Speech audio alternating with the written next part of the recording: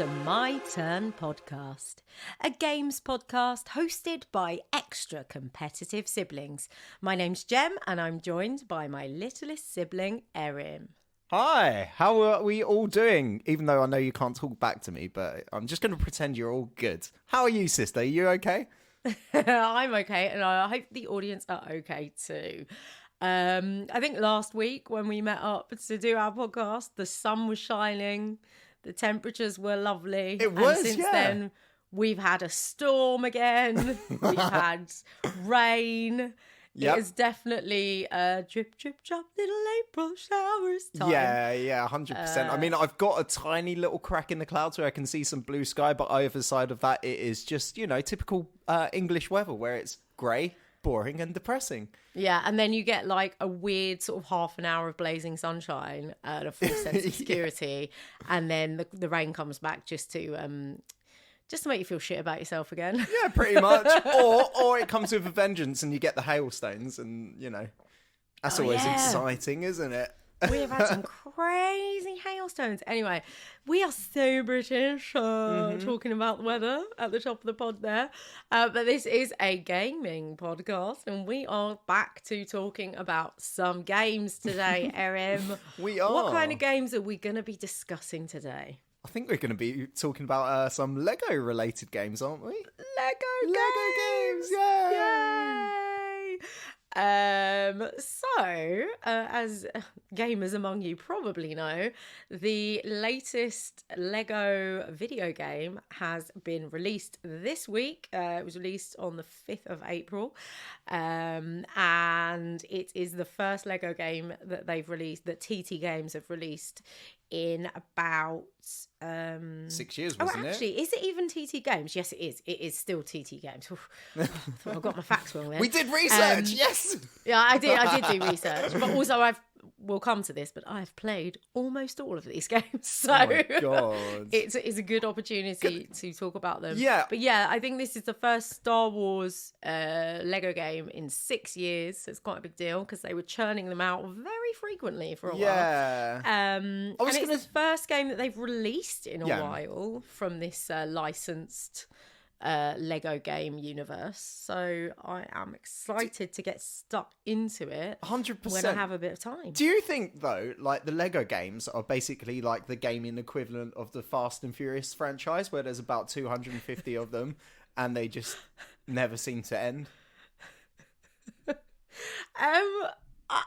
I've only seen one Fast and Furious. I am aware that there's lots of them, but the first one didn't enthrall me enough for me to go back for any more. Do you know what? I've not even seen one. I'm just aware that there's about 15. No idea. You might be right. The ones we're going to discuss today, though, are specifically the ones produced under license. So we're not going to be talking about the Lego games. We're going to be talking about where Lego have worked, I think predominantly with Warner Brothers, because I think TT is owned by Warner Brothers or something. I should probably look that up. Well, I mean, their publisher is Warner Brothers. Is acquired by Warner Brothers. That's right. Yeah, I thought there was some. So basically, with the acquisition of TT Games, that means that all of the Warner Brothers licensed stuff is kind of up for grabs. So that's why so many different franchises have come through this sort of Lego lens, and many of them are wonderful, but there aren't that many of the sort of movie franchise crossover games, but there are absolutely billions of just Lego games and Lego movie games, which we're not going to touch on. We're just going to talk about the licensed stuff for today. Yeah. All right, so which one are you going to be talking about then today, Jem? I'm going to talk about most of them because I've played almost all of them. Are you not going to highlight one specifically? It's just going to be a broad umbrella. No, I'm going to do a broad chat. Oh, okay, fair enough. Yeah, hell to the hell yeah. I might go through them chronologically. And you've just finished Lego Harry Potter, is that correct?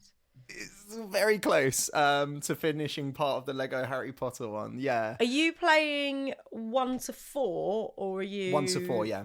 Yeah, okay, yeah. So I've played that as well. Yeah. And then I've also had experience of playing a bit of Lego Star Wars and Lego Indiana Jones as well. So I've dabbled in a Lego few. Indiana No, Jones! sorry. No, I'm so wrong. Not Lego Indiana Jones. I'm so sorry. Jurassic Park. I was going to get excited because that's one of my favourites. I know, I've heard good things. Let's Go on. go through the sort of chronology of these games then. Okay. So, obviously, there's been Lego games for a really, really long time. But the licensed ones really kicked off with 2005's Lego Star Wars, the video game. Really inventive title there. And then it was shortly after this, I believe, that the Warner Brothers acquisition happened, if I've got my timeline right. Yeah. And the success of that first game and the sort of interest that was piqued with that meant that then shortly after this came Lego Star Wars 2, the original trilogy, which was my introduction to these licensed Lego games. Do you remember which Star Wars game you played? Because there's been quite a few. I don't actually, because it's going back quite a long time ago. I think I might have even been at university. When was it released? So the one that you probably would have been aware of was Lego Star Wars, the original trilogy. Yeah. So that was a follow-up to Lego Star Wars, the video game, which was on Game Boy Advance, GameCube, PlayStation 2, and Xbox. Oh, no. I think I played this one actually on the Mac. It wouldn't have been on Mac. No, so it wouldn't have been this one. It would have been one, the original trilogy ones, yeah. Yeah, so the original trilogy is obviously episodes 1, 2, and 3. Yeah. So that was quite fun. Yeah. You get to go back to the crap games, but the crap films, sorry, the crap in a really funny game. The crap films, in a really fun game. Yeah. So that was quite interesting. They did that. I'm going to say something a bit controversial, actually. I don't think the new ones are very good either. Oh, I actually prefer we'll get to that. 1, 2, and 3 to the new ones. I thought they were awful. What? They're so bad. Oh no, I would never go that far. They're so bad. I love. What? Even the Force Awakens? Is that the first one of the 3? Of the new ones? Yeah, like 5 people blow up the super mega Death Star. It's like, well, that's really well defended, isn't it? Like an entire army of Death Star that's like 100 times bigger than Death Star. Like a rogue bunch of bandits managed to blow it up. Oh my god! It's like, oh right, grow up. And also the way they cut every bloody scene. It's like, here's the scene, here's the scene, here's a character, here's the scene, here's another scene, here's another scene, here's a character, here's something happening. It's just like, oh god. I think it almost gave me epilepsy watching that. Your opinions have been noted. I really enjoyed Bring Force back Awakens. Jar Jar. The other two have good bits and bad bits, Yeah. I'd say. I still need to watch the last Force one. Awakens, I really enjoyed. Anyway, we digress. Let's go back to We have digressed massively from... We're not reviewing the Star Wars films I here. wish we were. We are talking about the games. So the 2006 original trilogy was followed quite quickly by the release of 2007's Lego Star Wars The Complete Saga. Oh. So that I also got that. So I had both. And the Complete Saga obviously joined up the episodes 4, 5, and 6 as well. Mm-hmm. And they were great, and that was great playing with your classic characters. Yeah. Getting a bit of Han Solo and Princess Leia and Chewie. Just really enjoyed the best myself. bit of Star really Wars. enjoyed myself. Oh, bless. So did you? So you didn't play that one? You don't think? I have a You feeling it played would have been the it episodes 1 would to have been 3. 1 to 3. I have a feeling it was. That's the one with Qui-Gon Jinn and Obi-Wan Kenobi, isn't it? The red. Yeah, exactly. Sorry, not the red, And the it blue is and very green funny. lightsabers. Yeah. Yeah, like it is really funny, and I think that's something that I'd like to touch on with these games is that their humour. They're what? Their humour.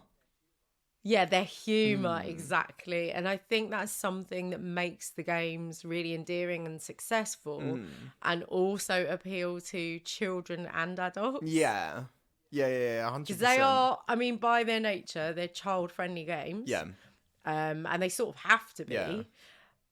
but there is so much joy to be had if you're a grown-up, and those sort of levels of joke writing. And I think certainly in some of the later games, it got very like the way a Pixar script has subtle sort of euphemistic things that just like, fly above your kid's head. But you're like, oh, that might be slightly sexual.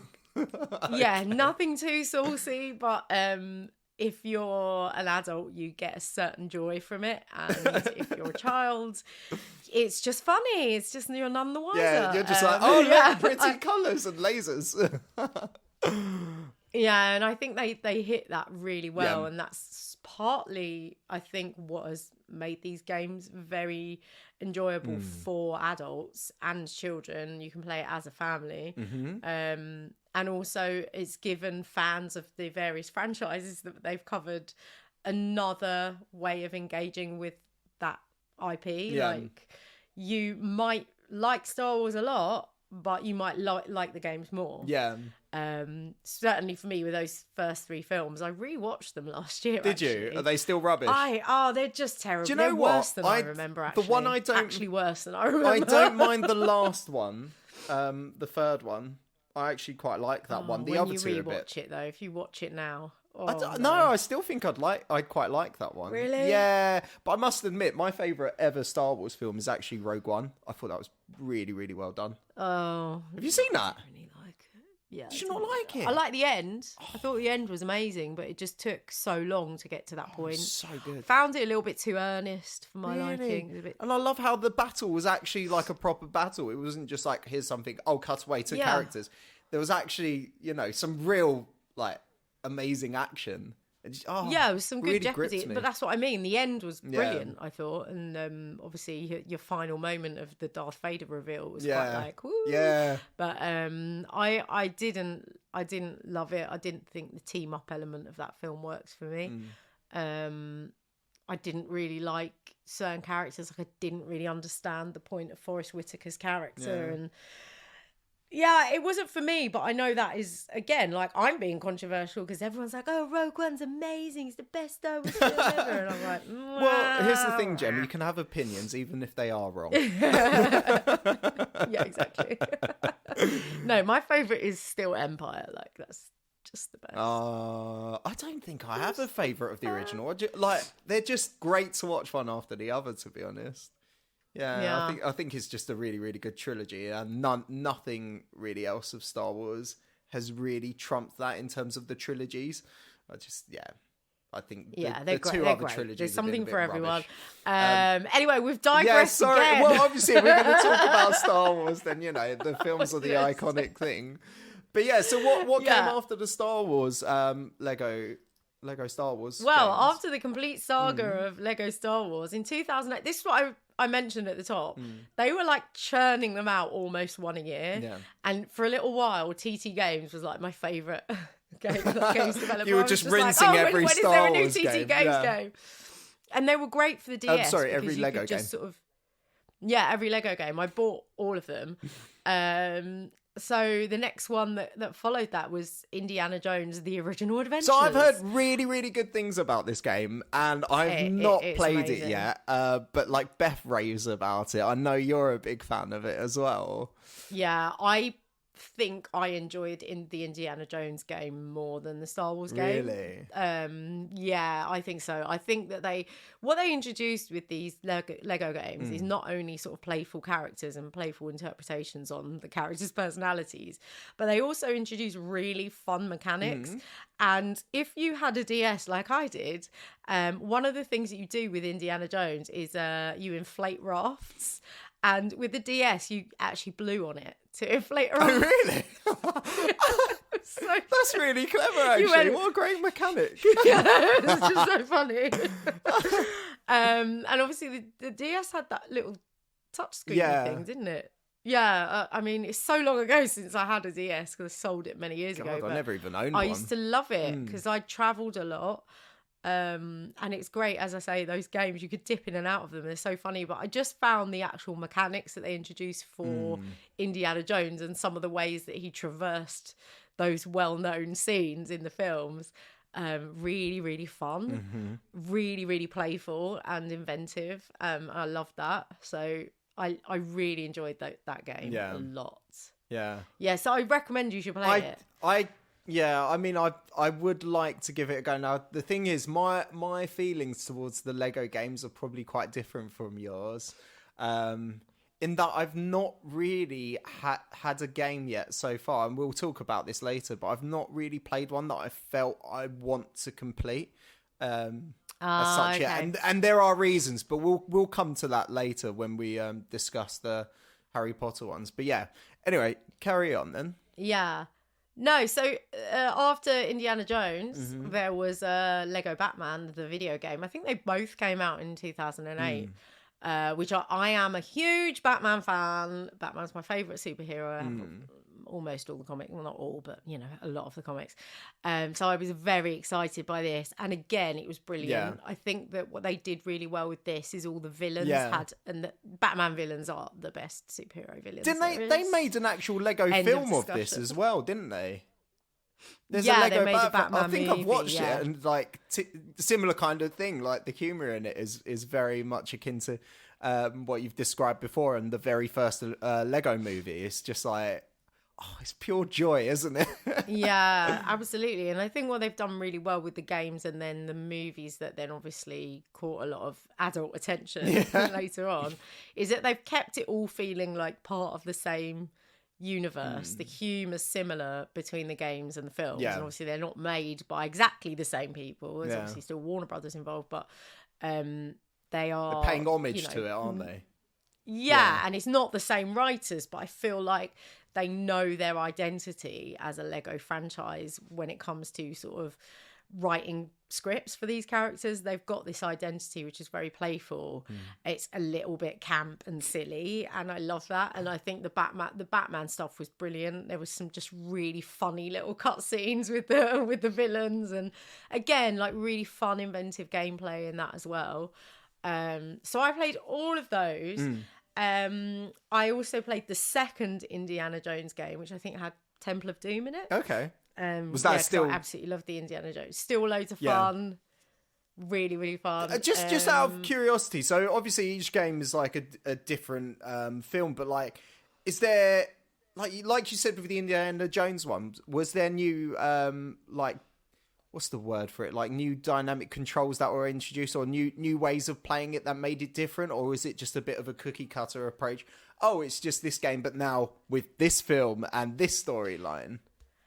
Every game, depending on the IP that they were using, used something unique to some of those characters. So the Batman one, like if you were playing Catwoman, you did a lot of stuff with your lasso, if I remember rightly. And Batman had like a really cool I think it was a grapple hook.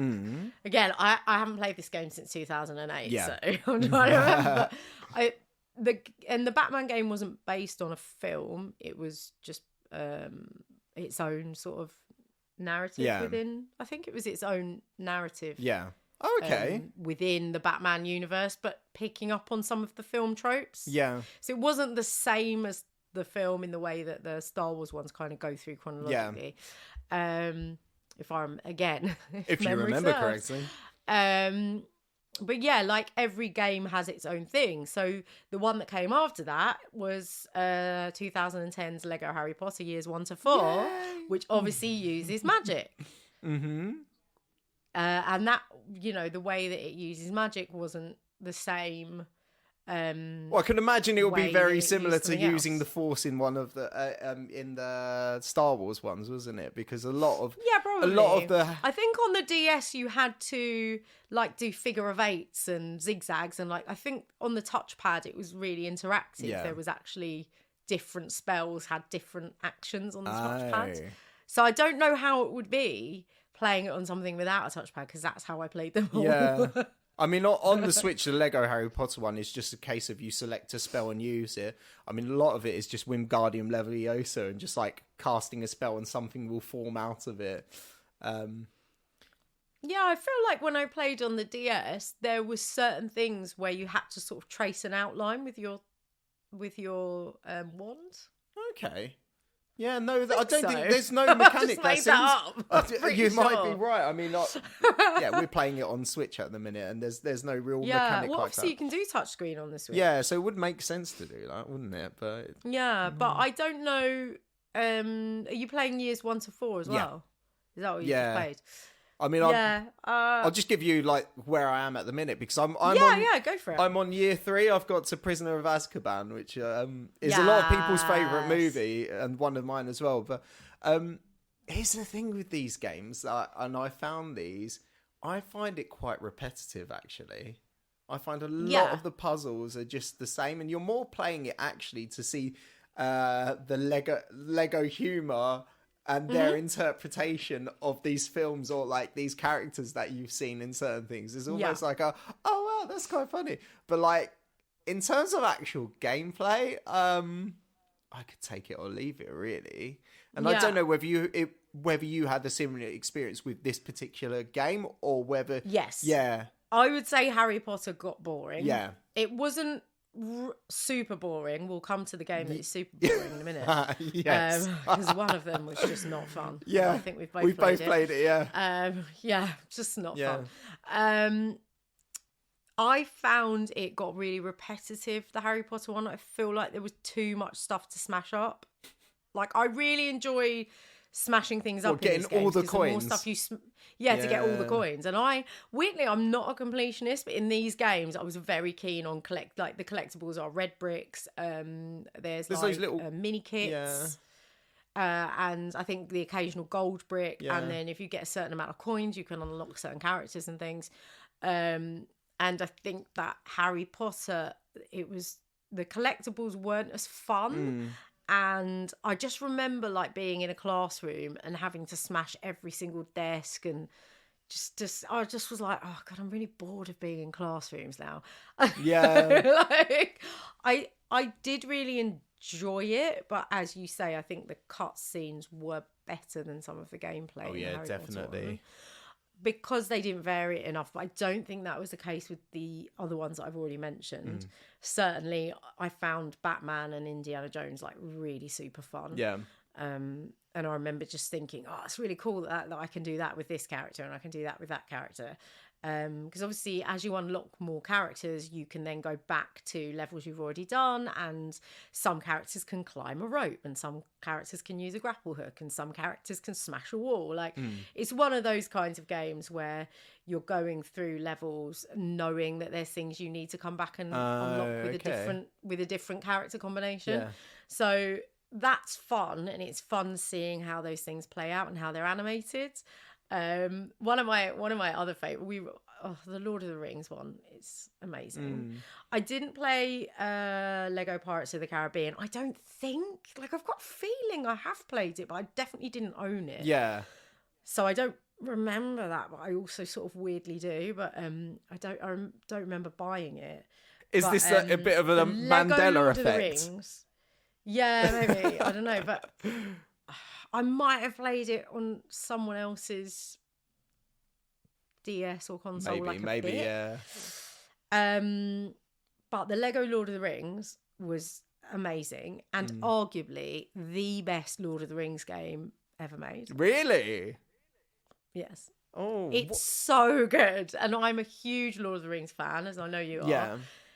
It's so good. And I was listening to another gaming podcast called the Backpage Podcast, which I highly recommend if you like games. They're great. And they actually did a roundup of all the best Lord of the Rings games. Did they? And they started talking about the Lego games. I didn't even think they were going to mention them. And then when they were like, actually, we think the Lego Lord of the Rings is the best Lord of the Rings game ever. And I was like, oh my God, yes, I totally agree with you. Oh. It's so good. So the reason I mention it at this point is because the gameplay in that is really varied, and also the way that it adds another layer to the films is in the humour and just almost the epicness of it, even though it's a Lego game. It's just so good. And the music and everything is just such a perfect Lord of the Rings game. Like, even though it's arguably a silly Lego game, that's really quite good. Interesting actually, because I played quite a few Lord of the Rings games actually, and some of them I've really enjoyed. We might have to come back to that topic at some point, I think if we could get hold of it, I'd love to play it again. And there was also a Hobbit game, and they only did the first 2 films in the Hobbit game. It sort of went up to Smaug, but they never made the last installment because I don't think it was very successful. However, Alex and I played it and we loved it because we actually had this on Xbox, so it was a different experience to when I was playing these all on DS. But it was so funny. My goodness, like you'd come across like an elf and it'd be like, what is a potato? Just like is that a reference to a bit of pop culture potato. There? It's just so funny. Boiler, mash and stick it in the stew. Yeah, right. But just what I loved about the Hobbit one that I don't think any of the other games were as funny at was it was so camp. And because elves are pretty camp, and like there was like this camp blacksmith that was really funny. Yeah. That was like it was a blacksmith with like a flowery apron on, if I remember rightly, like with a beard. And it was like looking for its partner or something, and it was like, he's gone to the woods, he said. Hasn't gone back, he hasn't. Like, it was just, I don't know, I can't do it justice, but it was just so funny. The voices were so funny. They were all just really flamboyant. Yeah. Just these funny, like, dippy sort of theatrical elves. I just really found it really funny. And we really enjoyed the gameplay in that. Sounds like this is one of those ones where the game was actually better than the film. yeah, probably. Yeah.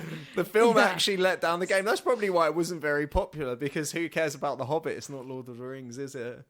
Yeah, but I still really enjoyed it. I had a lot of fun with it. But yeah, so why do you think if you haven't enjoyed them as much as I have, why do you think you've played a few of them? Because you played more than the I mean, the one we haven't discussed yet was the Jurassic Park one, wasn't it? We haven't really touched on that, but I think that's probably worth mentioning, because I think that game is actually horrendous. It's so poor. Yeah, it's not good. That was 2015 Lego Jurassic World.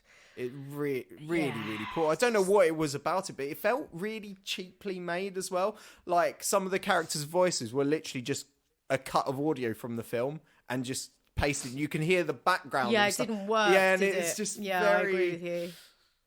Very boring, very uninspiring. So I think the reason I'm not enjoying them as much as maybe you are is because I think the only thing really driving me in terms of the game is actually the humor. Like, it almost feels like a chore to get through some of the levels, and maybe it's just the ones that I've played. But similar to you with the Harry Potter one, it was just a case of I was smashing stuff up to find an item, and it was just like, oh, in the next level, smash stuff up to find an item, do a spell to find an item to put in.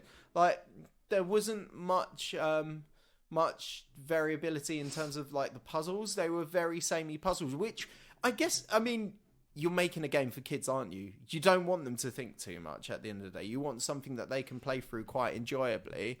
And I think, with that in mind, it makes a lot of sense.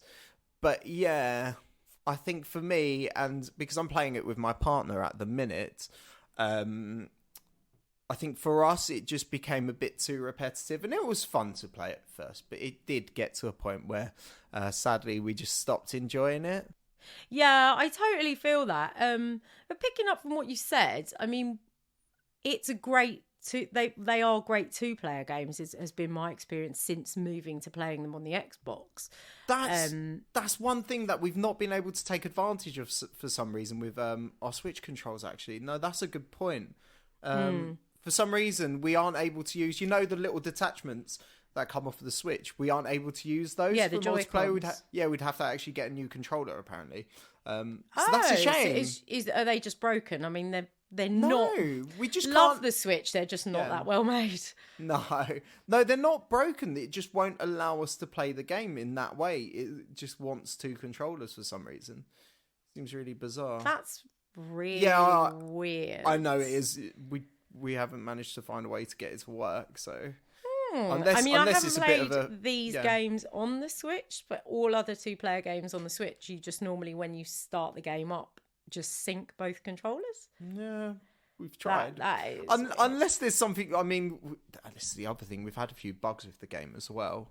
One of them, basically, we got stuck in Snape's classroom, and the thing that was meant to let us out, like, just didn't exist in the game anymore. Oh no! And it's like a quite well-known bug, and you have to do some sort of way around it to like fix it. So yeah, that's the other thing. Yeah, there's been a few times like that where you're just like, things that should be simple and work just seem to have not. And it's not something that I think has affected everyone, but there's definitely a forum dedicated to that glitch. So yeah, that's really interesting you say that, because I don't remember any bugs at all back when I was playing them on the DS. But when I was playing the games on the Xbox, the first game I played on the Xbox was Lego Marvel Superheroes, which I got, which, as I said, was the first game that Alex and I played together on the Xbox.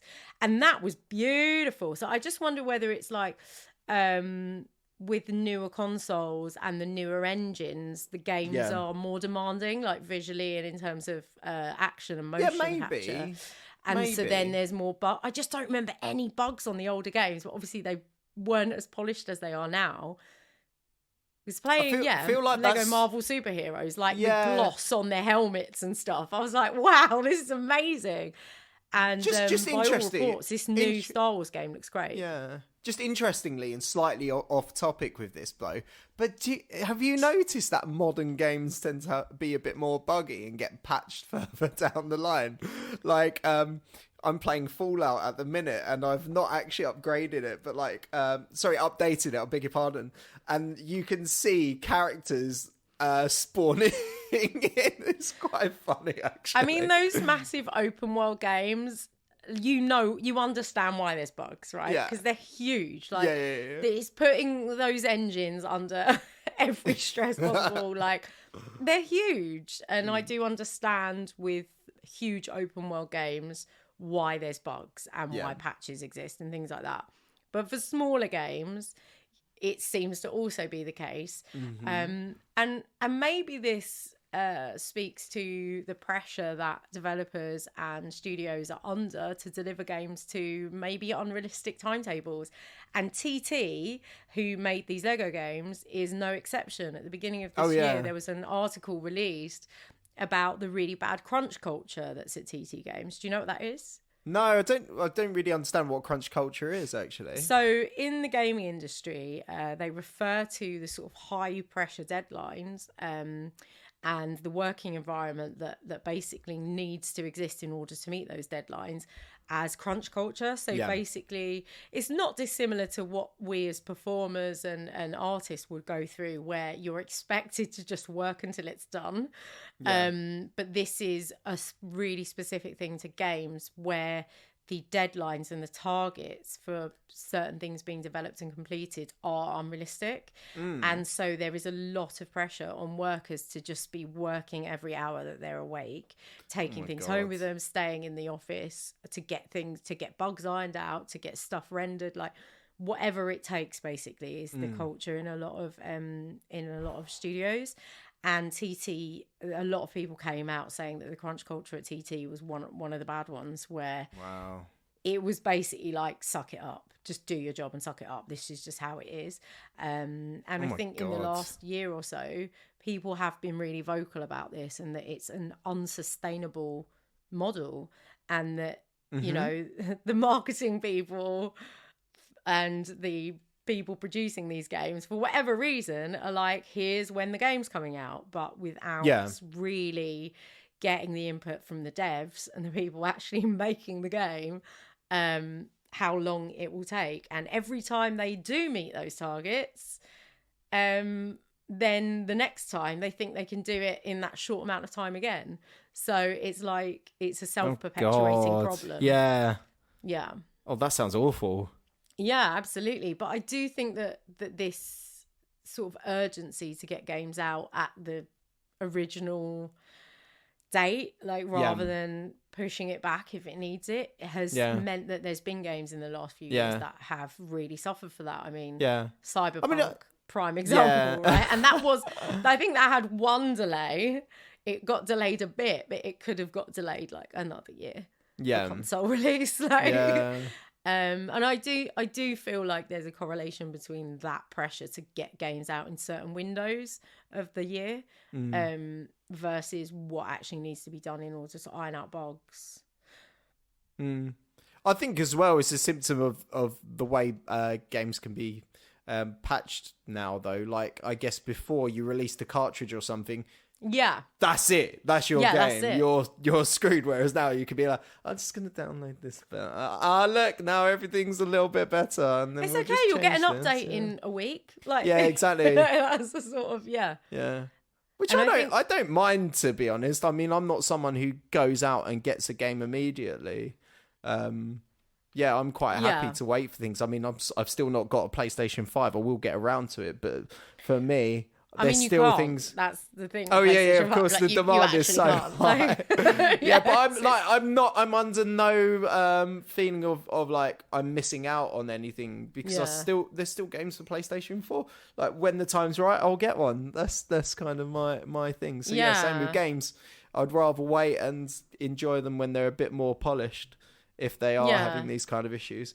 But just going back to the Lego games. It just seems like there are these issues with it as well, and I guess it doesn't feel too polished and when I played them, all of those earlier ones that I mentioned, as you said, I mean, I had a little cartridge for my DS, and so I didn't have any of problems of either streaming the game or playing something that's downloaded from the internet, or playing something that's been designed for one platform and then modified so it can be played on another. So these are all variables, aren't they? And one thing that's really sad about these games is you just can't get hold of them anymore. Like, a lot of these older games that I've played that I'd love to play again, you just can't really get hold of them anymore. Oh, really? So they're not even like available on Steam or through platforms such as that? I think some of them are just not available anymore when I last looked. Certainly on any platform I've got now. Like, it would be really nice if all of them were available on Switch, but I don't believe that they are. Yeah. So I will, of course, double check that. But I don't think that they are, and it would be nice to go back and play them. But then you've got to remember, with each round of like technological development, those games need to be able to work on the new systems, and not all systems. I mean, PlayStation's a great example. Like, backwards compatibility ain't a thing for Sony, so it's like, it's just the sad sort of truth of how some companies and consoles want to sell you games, that sometimes you just can't play certain old games anymore. Give it a few years, someone will make an emulator of a PlayStation 4, and then you can play everything again. With the way technology's going, I mean, the other day I was in a bar in Southampton playing a Super Nintendo emulator with hundreds and hundreds of games on it. I was like, this is so cool. I mean, Nintendo have done some, haven't they? And they've got, obviously, their online platform where you can play some old games. But I think that's the sad thing as gamers. Like, especially with consoles, like there's a lot of games that we'd like to just dip back into, and you don't want to have to go and buy like a whole new like mini SNES in order to play it, or like buy necessarily a whole new game. Like, having backwards compatibility is so nice if you just want to dip in and out of stuff. I know Nintendo have done it for some consoles, but not for all. And then Xbox are probably the best for that. I can still play a 360 game on my Xbox Series X, and I think that's pretty cool, actually. But everyone else doesn't really care. That's a shame. But like, I am sure, like, as technology moves on, I mean, I couldn't play a Super Nintendo game for like God knows how long without a Super Nintendo. Now you can just go online and like there's emulators that you can use for things like that. So yeah, you'll be surprised. I think that technology will move to a point where you can play. Hopefully, I can play Lego Lord of the Rings again. Exactly. Yes. And I'll definitely love to give that a go. I've not really fallen out of love with these as such, but we did play a couple of years ago the Star Wars The Force Awakens game, which was rooted in that first new film, which we've already discussed, which you're not as much of a fan of as I am, but I enjoyed it.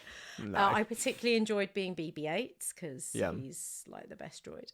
I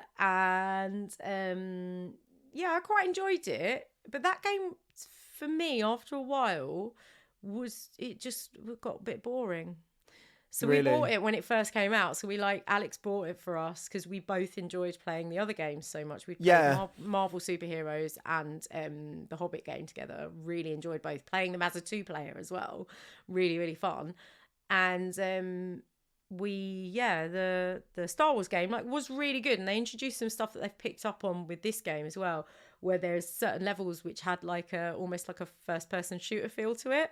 So you would lock on with a gun and sort of be taking out things, and there was a lot more flying and stuff as well in this. So you were operating spaceships, some kind of land speeder thing as well, if I remember rightly. So there was other ways of playing. It wasn't just the kind of platformy levels that's in a lot of the other games. But I just got a bit bored with it. And that's the only other one, apart from Jurassic Park, which bored me straight away. Literally straight away, yeah. I think I was 2 or 3 levels in. I was just like, why am I playing this? I don't get why, because dinosaurs are great. Lego dinosaurs, come on! It just feels like there wasn't much effort put into that one. Yeah, and I hate to say that, but it really feels good, right? Do you reckon? The new one, I didn't mind the new one. I didn't. Actually. No, I thought it was alright. It really had a story. Yeah, I didn't. I don't know. I don't know why that didn't work. It should have been great. Lego dinosaurs should be fun, but the Force Awakens one was really good, and they had this really cool thing where you could hop from different planets and go back on yourself and stuff like that. But I just didn't finish it because I just got a little bit bored. It felt a bit repetitive after a while. Yeah, that's what I think the risk is with these kind of games that are really typically aimed at children, is just you're probably exactly, you're so used to something with a bit more challenge and progression, whereas if you want a kid to stay interested, they have to feel like they're able to progress. No disrespect to children if they're like, no, we're intelligent, really, but yeah, I think kids like repetition. It's sort of designed for them because they learn by doing things again and again and again, trial and error. Which is why a lot of young children will watch the same film again and again and again and again. But for us, I think that we need a bit more variation, not only in gameplay but in difficulty as well. So I agree with you. Well, I guess, okay, with all this in mind, who would you recommend the Lego series of games to then? Yeah, that's a really good question, actually. Obviously, you and I have articulated different things that we like and don't like about them. I really think they're great for family play. So if you've got a mixed generational household, and also I'd say a mixed game ability household or game interest household, I think, as I said, the Marvel Superheroes game was the first game Alex and I played together, and Alex hadn't played a video game since he was 18, and he was probably about 37 or something at that point. So it's a good game for people who don't think they like video games but do perhaps like those franchises that the Lego games cover. Yeah, I think I agree, to be honest, as well. I could imagine, if I had a little one or something who wanted to play games, it's a game that you can get involved with as well as an adult. And also, like, the co-op aspect of it is good. I feel like it's going to be more enjoyable playing with someone. I mean, even though I said about the co-op thing, like, we didn't manage to get the 2 controllers to work, Beth and I still took it in turns to play, and I think it was a lot of the reason we were carrying on as we were was because it was something to do with each other, and we enjoy each other's company more as opposed to the game was making us be like, oh my god, I can't wait to see what Harry Potter does next. Yeah, I agree with you. I think the switch from playing from DS onto Xbox definitely made it less of an immersive one-player experience because you don't get the sort of interactiveness of using your hands and blowing on things. But on the Xbox, the 2-player function works really well. And I really enjoyed that. And also we're laughing at the jokes together. So it feels like quite an easy game to play as a couple or as a couple of mates. Yeah. And also, something we like to mention here on My Turn Podcast, totally fine to play while you're a bit tipsy. I think every time I played Harry Potter, I'd had a few drinks. So yeah, does make it a bit... drinking makes everything fun. It definitely doesn't. No, but it doesn't. Yeah. But I think that's something that a lot of video games that we really enjoy are going to be too challenging if you've had a few drinks. But this game feels quite social, and if you are playing it with a couple of people and you have a couple of drinks, it still works because of the repetition and the lack of challenge, and also because of the humour. I mean, because of your lack of brain cells. We recommend it for all of those things that we've just covered, I'd say. Yes. Children, families, and alcoholics. Why not? All together. Do you think you'd pick up any of the other games in this franchise after this conversation? Like I don't dislike them. I don't hate them, but I'm just not. I don't take them very seriously, if that makes sense. Like, I feel like I could pick one up and be... It's quite easy to pick up and start playing, isn't it? But I feel I feel like I'm not... what's the word? I don't feel like a mandatory need to finish it. I am with Far Cry 6. Desperately... I'm so invested in it. I desperately want to finish Good old it. Danny Rojo. Whereas these, like, I get halfway through and I'm just like... Don't mind if I never play it again. Yeah, I feel you on that. And I think with the games I played on the DS, I completed all of them. The only ones I didn't complete was Jurassic Park for reasons already discussed, and we didn't complete The Force Awakens because I got bored, and then Alex sold it. Yeah. I've completed all the others, but what I haven't done is gone back and got every single trophy. Whereas back on the DS games, I think I did platinum a couple of them. So, oh, wow. That's dedication. Again, like, I didn't have as many games to play in those days, and I was traveling a lot. So I had my DS on me a lot. And so sometimes you're just bored waiting for a train and you're like, well, I might as well go in and try and get that gold brick. So yeah, it's just a different way of playing games, I'd say. Yeah, but I know what you mean. Like, there isn't... I think with this newer game, it's meant to be huge, and it's more of an open world, so you can go off and do side missions and stuff. Yeah, which I do want to play it. Oh, now that is... Yeah, now I'm a bit more interested. I'd give it a go, definitely. Yeah, and they've got a lot more... They've taken a lot more from first-person shooters and different sort of gunplays and combat systems, so it is different enough from what I've heard to keep you interested, but I don't think I'm going to pay full price for it, but with previous ones I have. But I think because it's another Star Wars one, and I've played like 3 Star Wars ones already, 4 Star Wars, 3 or 4 Star Wars ones already, I'm like, if it was another franchise, I might have gone in straight away, but I'm just going to wait for the price to drop a bit, I think. Yeah, fair enough. Yeah. Well, I guess that brings us to the end for today then. Yeah. Been good talking about some Lego games.